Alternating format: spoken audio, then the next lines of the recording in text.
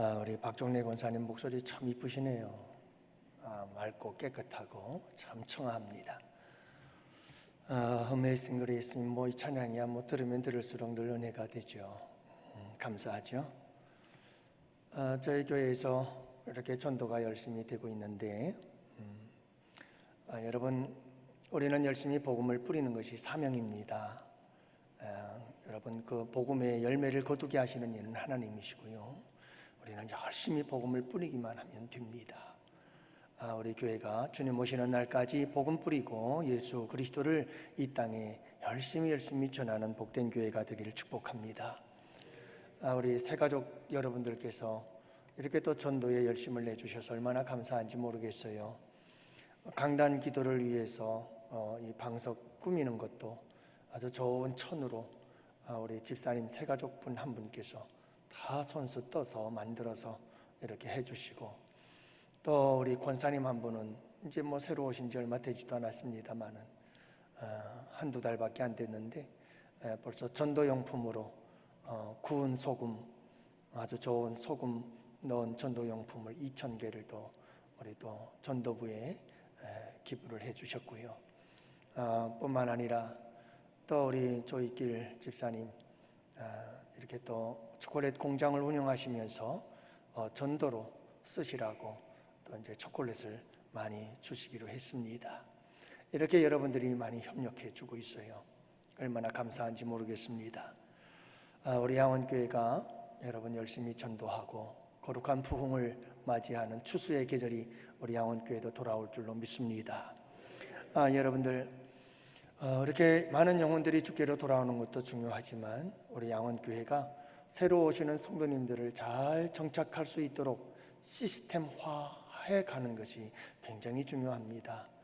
가장 좋은 시스템, 그리고 그 모든 시스템의 완성은 우리 양원교회 성도들 모두가 다 새가족부가 되는 겁니다. 그래서 우리 양원교회 성도들이 낯선 사람만 보면 얼른 달려가서 먼저 인사하고, 그리고 반갑다고 기쁘게 맞아주고 손잡아 준다면 여러분, 우리 교회는 새가족들을, 새로운 영혼들을 맞이할 완벽한 준비가 되어진 완벽한 시스템을 갖춘 교회가 될 줄로 믿어요. 몇몇 사람의 이야기가 아닌 우리 모두가 다 함께 이런 교회를 만들어 가기를 축복합니다. 오병이어라고 하는 교회가 있어요. 광명시에 있는 교회인데 한 성도가 이런 고백을 하더라고요. 매년 12월이 되면 그 교회에서 전도왕을 선발을 하는데, 보통 한 해에 전도왕이 되려면 그 교회에서 1년 동안 300명에서 400명은 전도해야 전도 좀 했구나 하고 1등을 할 수가 있다고 그래요. 자, 근데 이분도 이 오병이의 교회에 가가지고 신앙생활을 하면서 이런 전도왕 시상식을 하고 하는 걸 보니까 나도 막 전도를 하고 싶은 마음이 막 생겨나더라는 거예요. 그래서 하나님께 기도하기를 시작했어요. 하나님, 저도 전도하게 해주세요. 1년 동안 하나님, 저 100명의 성도를, 영혼을 전도를 해서 50명의 성도가 정착이 되어져서 10개의 구역을 내가 매년마다 만들 수 있도록, 세울 수 있도록 도와주세요 하고 막 기도를 한 거예요. 할렐루야. 우리 양원교회도 이런 기도가 나오기를 축복합니다. 여러분, 모든 역사는 기도로부터 시작이 되거든요. 우리 이런 꿈을 꿔야 돼요. 100명의 영혼을, 성도를 전도해서 50명을 정착시켜 그 50명을 통해서 10구역을 세울 수 있도록 하나님 나에게 은혜 내려 주옵소서. 그리고 5년이 지난 후 2021년도 그분은 1년 동안에 76명을 전도를 하고 2등상을 받았대요. 근데요, 여러분, 이 교회가 어떻게 성장했는지 아세요? 이 교회를 보면 우리 교회와 역사가 비슷한 교회인데요, 2012년 등록한 성도가 1200명, 2013년 1350명, 2014년 1500명, 2015년 2500명, 그리고 2016년 3,100명. 그리고 놀라운 사실은 이렇게 많은 사람들이 등록했는데 그 등록한 성도들의 95%가 초신자, 완전히 처음 교회 나오는 사람들.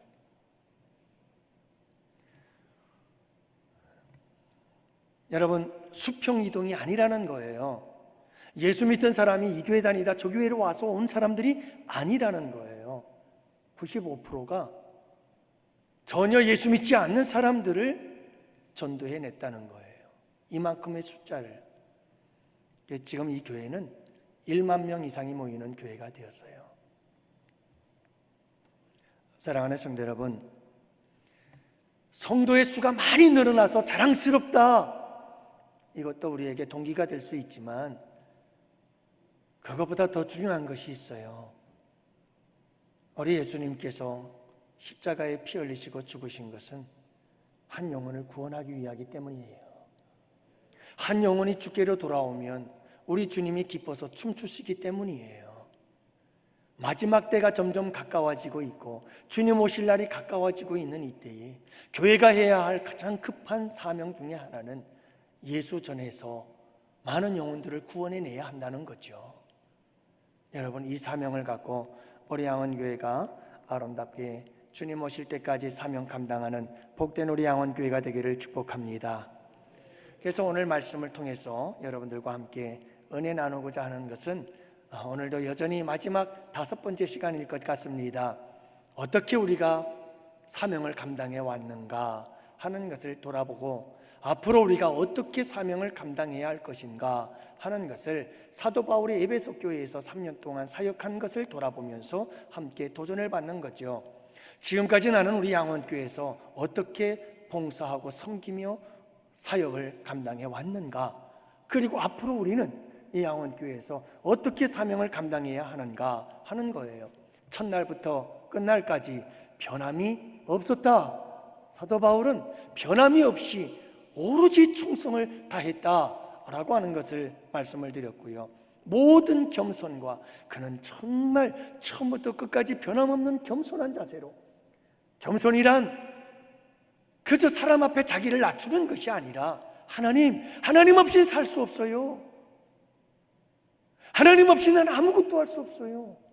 오직 하나님 바라기, 주 바라기가 되어서 살아가는 사명을 감당하는 사람, 이게 겸손한 사람이라고 말씀드렸잖아요. 우리 예수님처럼 자기를 비워 종의 형체를 입어 죽기까지 복종하는 겸손, 이 겸손을 가지고 사도 바울은 열심히 교회를 섬겼다 이 말이에요. 그리고 세 번째로 사도 바울은 눈물로 교회를 섬겼다고 말씀드렸어요. 누구처럼? 예수님처럼. 예수님 3번을 우셨는데 사도 바울은 예수님처럼 이 눈물을 가지고 울면서 사명을 감당했다는 것을 말씀드렸죠.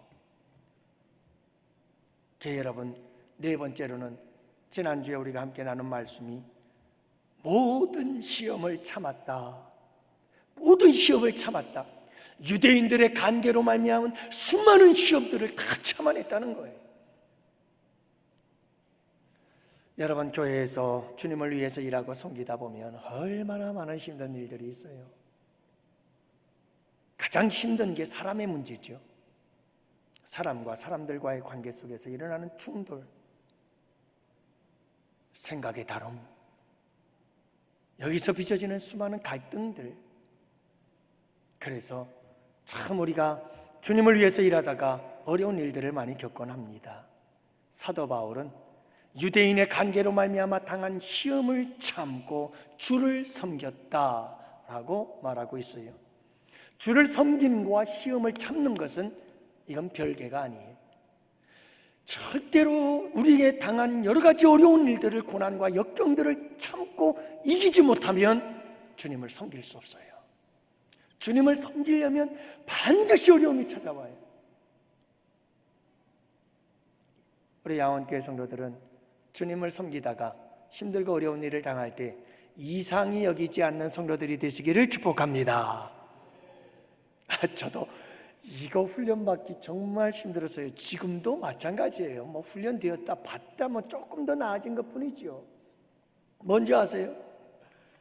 왜 그렇게 목회를 하는데 힘든 일들이 자꾸 생기죠? 진짜 마음 편할 날 없어요. 큰 교회는 큰 교회대로 나름대로 그렇지만요, 작은 교회라고 문제 없을 것 같아요? 여러분들 똑같아요. 얼마나 문제들이 날마다 있어요. 하나님 왜 이렇게 힘들어요? 하나님 왜 또 나한테 이런 힘든 일이, 왜 이렇게 어려운 일이 나에게 생기는 거예요? 처음에는요, 힘들고 어려운 일이 생길 때마다 얼마나 괴롭고 고통스러운지. 그러면서 훈련받고 연단받고 깨달은 게 있어요. 주님이 주신 은혜가 있어요. 그게 뭐냐면, 주님을 위해서 일하는 거, 주님을 위해서 일하다가 목회하다가 힘들고 어려운 일은 따라합시다. 당연하다. 이걸 터득하는데 얼마나 오랜 세월이 걸렸는지 아시나요? 수도 없이 많은 고난과 고통과 괴로움을 겪으면서 깨닫게 되었어요. 그래도 깨달은 게 은혜죠. 이거 아직도 못 깨닫고 주님 왜 이렇게 나를 힘들게 하시나요? 맨날 그러면서 산다면 아마 죽었을 거예요. 못 살았을 거예요. 사랑하는 성도 여러분, 주님을 위해서 섬기는 건 이거는요, 당연히 환난과 핍박과 고난과 역경과 수많은 고통과 괴로움의 문제들이 찾아와요. 당연한 거예요. 당연한 거예요. 그러므로 여러분, 우리가 어떤 어려움과 고난과 역경이 찾아와도 왜 왔나, 어째서 왔나, 왜 나에게 이런 일이 있어야만 되나, 내가 꼭 이렇게 주님을 섬겨야만 되나, 꼭 그렇게 섬겨야만 해요. 그렇게 아니고는 섬길 수가 없어요.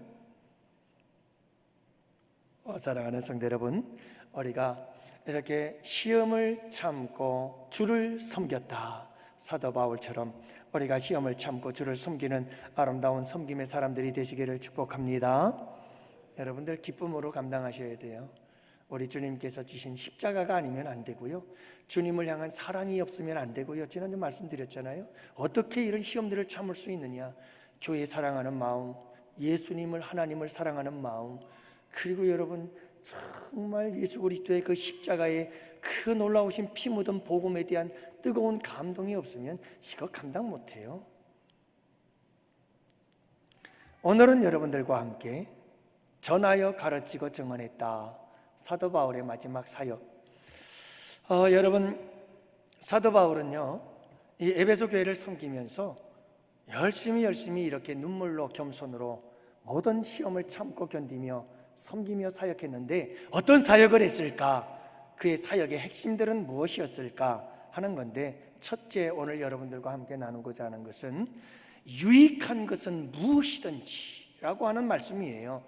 20절 말씀에 보면 유익한 것은 무엇이든지 공중 앞에서나 각 집에서나 꺼리낌이 없이 여러분들에게 전하여 가르쳤다, 이렇게 말하고 있어요.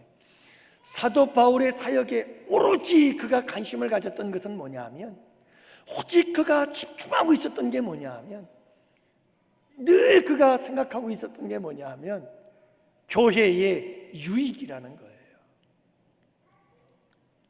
교회의 유익이 되는 거라면, 교회의 유익이 되는 거라면, 유익한 것이라면 무엇이든지 했다는 거예요. 무엇이든지. 사도 바울은 내가 없었어요. 내가 중요한 게 아니었어요. 여러분, 사도 바울에게는 오로지 교회의 유익, 교회의 유익이 된다고 하면 무엇이든지 하는, 무엇이든지. 여러분, 교회가 뭘까요? 교회는 에클레시아라고 이야기를 해요. 이건 밖으로부터 불러서 모았다 하는 뜻이에요. 우리를 이 죄악 세상 가운데서 우리를 불러서 모았어요. 바로 이렇게 예수님을 구주로 고백하고 믿는 사람들이 모인 모임, 이 모임이 교회예요. 여러분, 건물도 상당히 소중하지요. 교회가 함께 모여서 예배드리고, 교회인 성도들이 함께 모여서 찬송하고, 교회인 성도들이 모여서 함께 교제하는 장소가 예배당이에요. 그래서 우리 양원교회의 건물은 예배당이에요. 이 예배당을 가리켜서 교회라 부르지 않아요. 여러분, 초대교회는, 사도행전에 나오는 초대교회들은 이런 건물이 없었어요. 초대교회 성도들은 가정을 중심으로 해서 모였어요. 그래서 가정의 다락방 넓은 장소에 여러 사람들이 함께 모여서 예배하고 기도했어요. 그래서 여러분, 예배당도 소중하지만 예배당보다 더 소중한 교회의 본질은 어디에 있느냐 하면 바로 성도 한 사람 한 사람이에요. 여기에 모여있는 우리 양원교회 성도들 한 사람 한 사람이 교회예요. 우리가 이 교회의 개념을 정확하게 알아야 돼요. 그러면 교회의 유익을 위한다는 건 뭐냐? 사도 바울처럼 교회의 유익을 위해서라면 무엇이든지 한다. 이 말씀은 무슨 말씀이냐? 교회의 우리 성도들 한 사람 한 사람, 우리 교회 성도들 한 사람 한 사람을 위해서라면, 저들의 영적인 문제, 저들의 영혼, 저들의 신앙생활을 위해서라면 무엇이든지 할 수 있다. 이게 사도 바울 믿음의 신앙이었어요. 사도 바울은 교회의 유익, 성도들의 유익이라면 무엇이든지 하고자 하는 그런 간절한 바람이 있었다니까요. 고린도후서 11장 28절 말씀에도 보면 사도 바울이 얼마나 교회를 사랑하고 있는지를 알 수가 있어요. 이 외의 일은 고사하고 아직도 날마다 내 속에 눌리는 일이 있으니 곧 모든 교회를 위하여 염려하는 것이라. 여기서 말하는 사도 바울의 교회는 바로 여러분, 예수님을 믿고 구원받은 자들이 함께 모인 곳, 두세 사람 이상이 모인 그 자리, 그 모임을 이야기를 하고 있어요. 성도 한 사람 한 사람이 교회인 거예요. 그들을 걱정하는 거예요. 믿음에서 떠나면 어떡할까? 어떻게 하면 믿음에 굳게 설 수 있게 할 수 있을까? 어떻게 하면 믿음이 성장하고 살아서 성숙한 사람이 될 수 있을까? 사도 바울은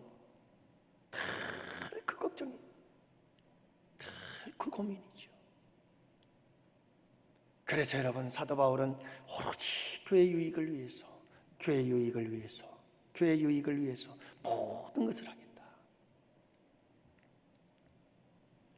사랑하는 성도 여러분, 예수님의 공동체, 제자 공동체를 살펴보면 이런 사람들이 있었어요. 먼저는 돈을 위해서 이 공동체 안에 들어온 사람이 있었어요. 예수님의 제자 공동체 안에 돈 때문에 들어온 사람이 있었어요. 가룟 유다와 같은 사람이에요. 그래서 회계를 담당하면서 얼마나 계산을 잘하는지 회계를 맡긴 거예요. 그랬더니 이 돈에 눈이 멀어가지고 예수님을 팔아버리고 마는 거예요. 그러니까 여러분, 이 교회 공동체 안에 함께 들어와서 신앙생활을 하면서도 어떤 사람들은 돈 앞에 예수를 파는 사람들이 있어요. 자기 돈벌이 하려고 교회에 와가지고 그러는 사람들이 있어요. 여러분, 참 안타까운 모습이죠. 그러나 교회에서 그렇게 하면 안 되죠. 또 어떤 사람은요, 예수님의 제자 공동체 제자 중에는 교회 안에 들어와서, 교회 공동체 안에 들어와서 자기가 높임을 받으려고 하는 사람이 있어요.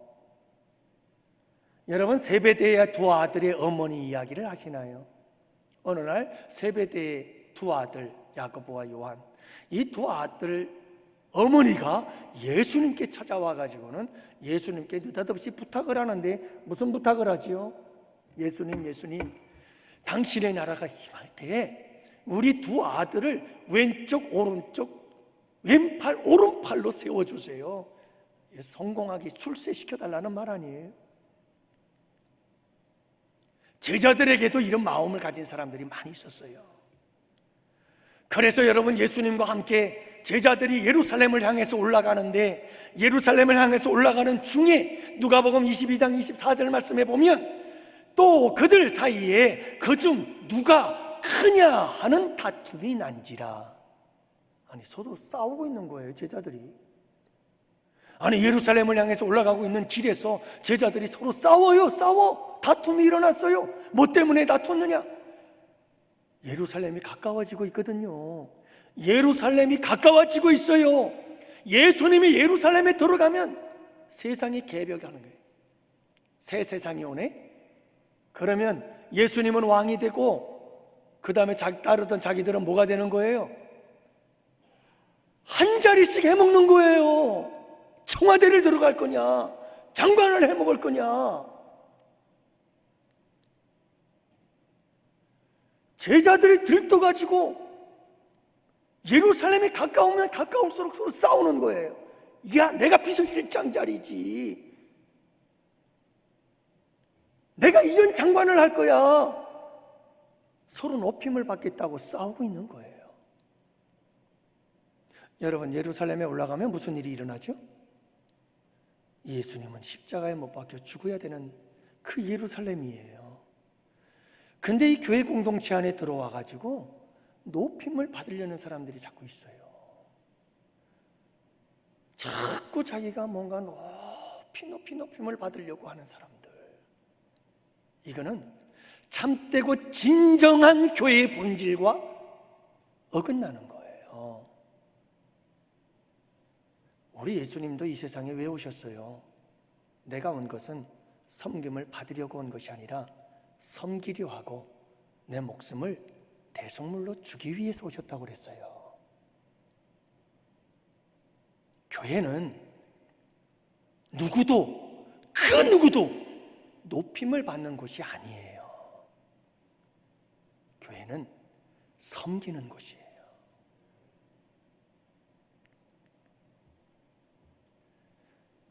여러분, 우리 예수님이 이 공동체를 이끌어가면서 얼마나 마음이 아팠을까? 그렇지만 우리 예수님은 이 공동체 안에 들어오셔서 제자들을 사랑하시되 끝까지 사랑하셨다. 끝까지 사랑하셨다. 우리 예수님은요, 심지어 가룟 유다까지 끝까지 사랑하셨어요. 저는 이 말씀을 늘 많이 생각해요. 여러분, 예수님이 가룟 유다가 예수님 배반할 걸 알았어요. 모르지 않았어요. 이미 몇 번이나 경고를 했는걸요. 그럼에도 불구하고 예수님은 가룟 유다를 끝까지 사랑해요. 그의 발까지 씻기면서. 그만큼 우리 주님은 공동체를 소중히 여긴 거예요. 제자 공동체, 교회 공동체, 성도 한 사람 한 사람, 교회, 예수 믿고 구원받은 자들의 모임, 그 한 사람 한 사람을 소중하게 여긴 거예요. 그러나 뭐 돈이나 조금 더 벌어보겠다고 교회 안에서 내가 뭐 조금 더 높임을 받고 싶고 다른 사람들에게 좀 내가 너무 높임을 받고 싶어서가 아니에요. 그게 아니에요. 사도 바울은 교회의 성도들의 유익을 위해서 어떻게 하면 저들에게 유익을 줄 수 있을까? 어떻게 하면 유익을 줄 수 있을까? 그 마음을 가지고 교회를 섬겼어요. 사랑하는 성도 여러분, 우리 양원교회 성도들은 이렇게 교회의 유익을 우선할 줄 아는 우리 양원의 성도들이 될 수 있기를 축복합니다. 저는 그런 마음이 이렇게 막 감동을 받는 우리 성도님들이 참 많아요. 우리 양원교회는 특히 그런 분들 참 많습니다. 여러분 모두가 다 그런 분들이세요. 그런데 그 중에서도 주방 봉사를 할 때도 봐도 그렇고 섬기고 봉사하고 교회 이곳저곳에서 일하시는 여러분들 섬기고 봉사하고 섬기는 모습 보면 정말 나도 저렇게 할 수 있을까? 참 나보다 낫구나. 참 목회자보다 나은 성도들도 참 많다 싶을 정도로 정말 훌륭하신 분들 많아요. 사랑하는 성도 여러분, 이제 우리 다 같이 더 열심을 내서 우리 양원교회 성도들 한 사람 한 사람이 교회예요. 여러분, 우리 성도교회 성도들 한 사람 한 사람이 정말 소중한 거예요. 그러므로 이제 우리 모든 교회 성도들이 어디에 집중해야 되느냐 하면 우리 성도들 한 사람 한 사람의 유익을, 신앙적 유익을 위해서, 영적인 유익을 위해서, 저들의 삶의 유익을 위해서라면 무엇이든지 할 수 있는 사람들이 되어야 한다. 할렐루야. 아이고, 이제 막 시작했는데 벌써 끝이 날 시간이 다 됐네요. 여기까지만 한마디만 더 하십시다. 그러면 여러분, 사도 바울이 에베소 교회를 위해서, 오직 에베소 교회 성도들의 유익을 위해서, 교회의 유익을 위해서 라면 내가 무엇이든지 한다 하면서 그가 한 일이 무엇이냐? 오늘 말씀해 보면 유익한 것은 무엇이든지 공중 앞에서나 각 집에서나 꺼리낌이 없이 여러분들에게 전하고 가르쳤다. 그 사도 바울이 한 일이 뭐냐? 교회를 위해서라면, 유익을 위해서라면 내가 무엇이든지 한다. 이렇게 마음을 먹고 열심히 섬겼던 사도 바울의 섬김이 뭐냐? 전하고 가르치는 일이었다. 전하고 가르쳤어요. 그래서 집에서나 각 집에서 예수 믿는 사람들의 집을 찾아가서, 교회가 없었으니까요, 집이 교회인 거예요. 집 안에 두세 사람이 예수 믿으면 그곳에서 예배 드리는 거예요. 초대교회 형태가 다 그래요. 그래서 바울 서신을 읽다 보면 어느 집안에 문안하고 어느 집에 문안하고 누구에게 문안하고 무슨 집에 문안하고 계속 그러는 게 다 교회들이에요. 가정에서 두 가정, 세 가정, 여러 가정들이 한 가정에 모여서 그렇게 예배를 드리는 거예요. 그게 다 교회였던 거죠.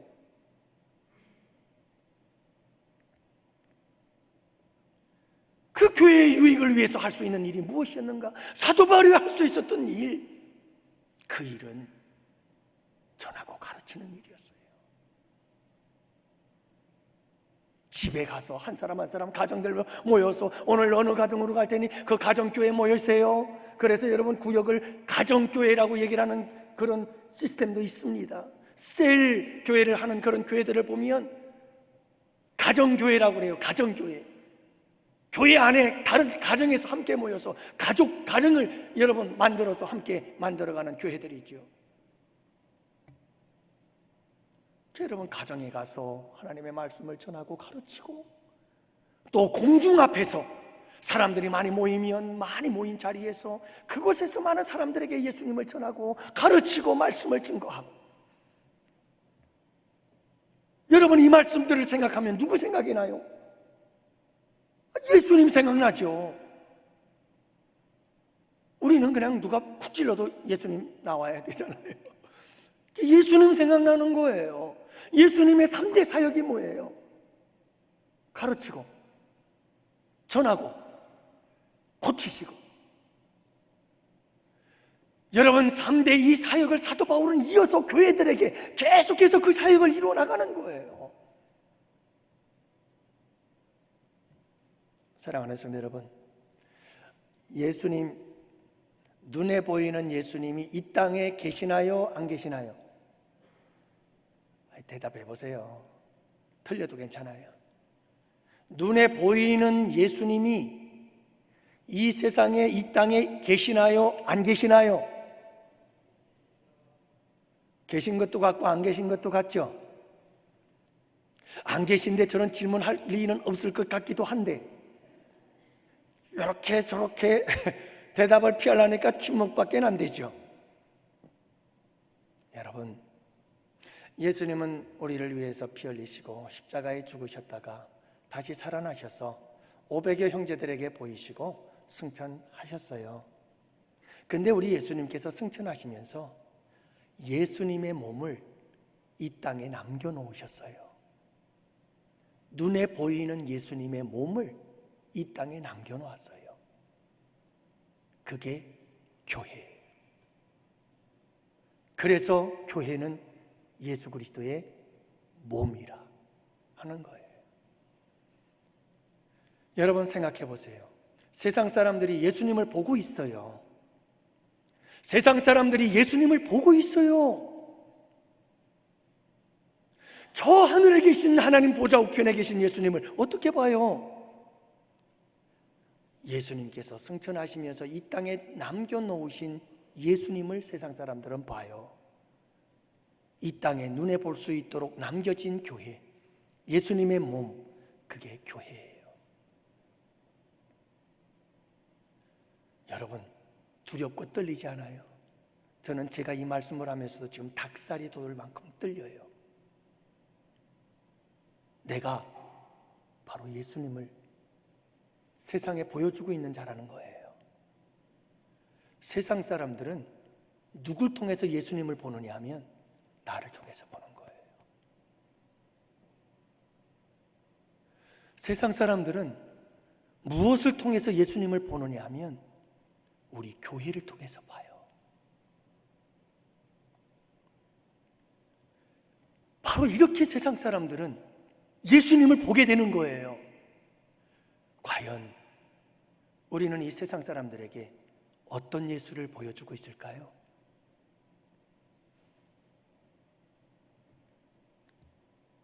여러분, 사도 바울은 교회가 예수님의 몸인 걸 알았어요. 그리고 예수님의 몸된 교회가 해야 할 일은 예수님이 하시던 3대 사역을 이어가는 거다. 그래서 사도 바울은 교회의 가장 유익은 예수님의 이 3대 사역을 행하는 것이다. 끊임없이 가르치고 전파하고 가르치고, 그리고 영적인 아픔과 괴로움과 고통과 질병들을 치료하고 고치고, 삶의 문제들을 어루만져줘서 고치고 치유하시는 역사들. 그래서 새 사람으로 변하고 새로운 인생으로 거듭나고, 이렇게 여러분 역전이 되어지는 인생들, 그런 간증과 고백이 여기저기서 터져나와야죠. 이것이 여러분 교회의 사명인 거예요. 사랑하는 성도 여러분, 오늘 여기서 마무리를 하는데요, 우리가 사도 바울이 에베소 교회에서 사역하면서 어떻게 행하였는가? 가르치고 전하며 가르치고, 우리 양원교회를 위해서 정말 제가 해산하는 고통을 해야만 할 것 같다, 우리 주님께서 자꾸 그런 음성을 주시는데, 여러분 정말 좋은 사역자들 우리 양원교회에 많습니다. 아까도 말씀드렸지만 우리 양원교회 성도들만큼 헌신적인 분들 없어요. 그런데 꼭 잊지 말아야 될 것이 있어요. 교회의 본질, 이 교회의 본질을 찾아가기 위해서 우리에게 정말 중요한 것 중에 하나가 뭐냐? 예수님의 3대 사역이에요. 전하고 가르치는 사역을 해야 돼요. 근데 이 사역을 할 자가 누구냐? 이 말이에요. 누가 이 사역을 할 거냐? 여러분, 우리 성도님들이 해야 됩니다. 우리 성도님들이 배움을 받고 훈련을 받고, 그렇게 해서 여러분들이 달려가서 여러분들이 전하고 여러분들이 가르치고, 그래서 여러분들이 치유하고 회복시키는 이 사역이 여러분들과 함께 이루어져야 되는 겁니다. 이건 목회자만의 사역이 아니에요. 이건 전 성도들이 다 같이 해야 되는 사역이에요. 모든 사람들이 예수 믿는다면 다 같이 해야 할 일이에요. 사랑하는 성도 여러분, 우리 양원교회에 이런 일꾼들이 참 많아지기를 바랍니다. 여러분 함께 더불어서 전하고 가르치고 함께 고침의 사역들을 이뤄나갈 수 있는, 그래서 우리 예수님의 몸된 우리 양원교회가 예수님의 모습을 세상 속에 멋지게 보여줄 수 있는 교회, 세상 사람들이 볼 때에 양원교회에 와보고 양원교회를 보고서 살펴보고는, 그리고 모든 세상 사람들이 하는 말, 그래 교회가 이 정도가 되어야 예수님의 교회라고 하지, 기독교, 이 말은 예수교거든요. 여러분, 우리 양원교회는 정말 성경이 말씀하시는 하나님 보좌 우편에 계신 살아계신 그 예수님, 그 예수님의 모습을 그대로 보여줄 수 있는 우리 양원교회가 될 수 있기를 축복합니다. 우리 성도들이 되시기를 축복합니다. 기도합시다.